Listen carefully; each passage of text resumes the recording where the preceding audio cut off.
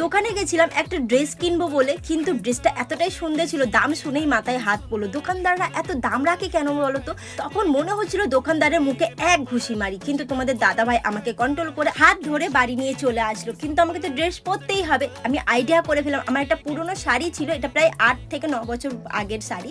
তো এই শাড়িটা দিয়ে আমি কিন্তু একটা ড্রেস বানাচ্ছি। তো কিভাবে ড্রেসটা বানাচ্ছি সে তো তোমাদেরকে দেখাচ্ছি। আমি কিন্তু বরের টাকা বাঁচলাম। তোমরা যদি চাও তোমাদের বরের বা তোমাদের বাবার বা বয়ফ্রেন্ডের টাকা বাঁচাতে পারো। তো এইভাবে কিন্তু আমি একটা ড্রেস রেডি করে ফেলছি। তো তোমরা বুঝতেই পারছো এই ড্রেসটা কেমন হবে।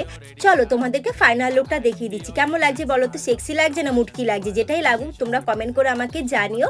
তোমরা যদি চাও তো তোমরা কিন্তু পার্টিতে বা স্পেশাল দিনে এই ড্রেসটা ট্রাই করতে পারো। আমার তো খুব ভালো লাগছিল।